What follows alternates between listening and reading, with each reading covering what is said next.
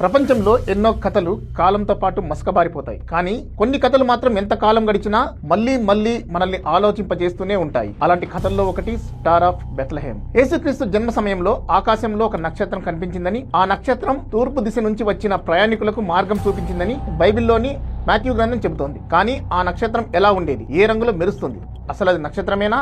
ఈ ప్రశ్నలే వందలేళ్లుగా మానవాళిని వెంటాడుతున్నాయి. ఇప్పుడు ఈ మిస్టరీపై నాసాకు చెందిన ఒక శాస్త్రవేత్త కొత్త కోణంలో చూపించాడు.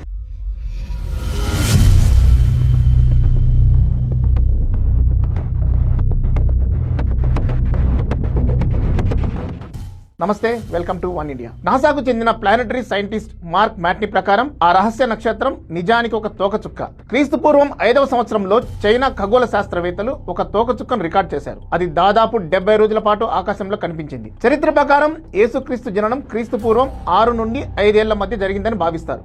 కాబట్టి ఈ తోకచుక్క టైమింగ్ సరిగ్గా సరిపోతోంది. బైబిల్లోని మాథ్యూ గాస్పెల్ ప్రకారం ఆ నక్షత్రం జ్ఞానుల కంటే ముందు నడుస్తూ యేసు పుట్టిన చోటుకు రాగానే ఆగిపోయింది.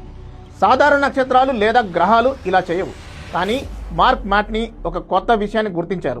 ఈ తోకచుక్క భూమికి చాలా దగ్గరగా రావడం వల్ల ఒకానొక సమయంలో దాని కదలిక భూమి ఆత్మభ్రమణం అంటే ఎర్త్ రొటేషన్ని వేగాన్ని దాదాపుగా రద్దు చేసింది. దీనిని ఇంజనీరింగ్ భాషలో టెంపరరీ జియోసింక్రోనస్ మోషన్ అని పిలుస్తారు. అంటే భూమిపై నుండి చూసేవారికి ఆ తోకచుక్క కొద్దిసేపు ఆకాశంలో నిశ్చలంగా ఆగిపోయినట్లు కనిపిస్తుంది. ఈ ప్రభావం కలగాలంటే ఆ తోకచుక్క భూమికి సుమారు 3.8 లక్షల నుండి 4 లక్షల కిలోమీటర్ల దూరం నుండి ప్రయాణించాలి. అంటే దాదాపు భూమికి చంద్రుడికి మధ్య ఉన్నంత దూరం అన్నమాట. ఇంత దగ్గరగా రావడం అరుదైనప్పటికీ అసాధ్యం కాదు. 2014లో సైడింగ్ స్ప్రింగ్ అనే తోకచుక్క అంగారక గ్రహానికి అతి దగ్గరగా వెళ్లడమే దీనికి నిదర్శనం. ఇంత దగ్గరగా రావడం వల్ల ఆ తోకచుక్క పట్టపగలు కూడా కనిపించేంత ప్రకాశవంతంగా ఉండేదని మ్యాట్నీ నమ్ముతున్నారు.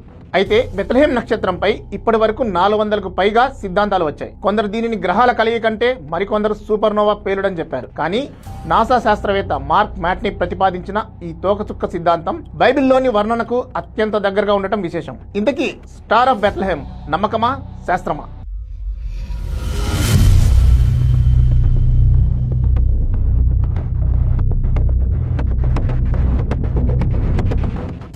విశ్వాసులకు స్టార్ ఆఫ్ బెత్లెహేమ్ ఒక ఆధ్యాత్మిక సంకేతం, చరిత్రకారులకు ఒక చిన్న సూచన, శాస్త్రవేత్తలకు సైన్స్ అందని ఒక సవాలు. నాసా శాస్త్రవేత్త చెప్పేది ఒకటే, ఇది నమ్మకాన్ని ఖండించడం కాదు, ప్రకృతి సంఘటన ఒక కథకు ప్రేరణ ఉండొచ్చా అన్న ప్రశ్న మాత్రమే. తోకచుక్కలు ఎప్పుడు మనుషుల్ని కలవరపెట్టవు. అవి అలా వచ్చి పోతుంటాయి, అసాధారణంగా ప్రవర్తిస్తాయి, మరిచిపోలేని ముద్ర వేస్తాయి. స్టార్ ఆఫ్ బెత్లెహేమ్ నిజంగా తోకచుక్కేనా లేదా ఇంకేదైనా ఆకాశ అద్భుతమా?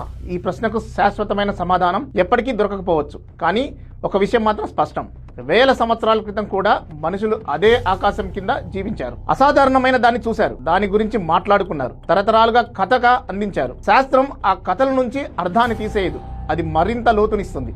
అందుకే ఈ కథ ఇప్పటికీ మనల్ని ఆకాశం వైపు చూసేలా చేస్తోంది. ఎందుకంటే కొన్ని రహస్యాలు పరిష్కారానికి కాదు, ఆలోచనకు పుట్టినవే. సైన్స్, చరిత్ర, విశ్వాసం కలిసిన ఈ మిస్టరీ గురించి మీరేమనుకుంటున్నారు? కామెంట్స్లో చెప్పండి.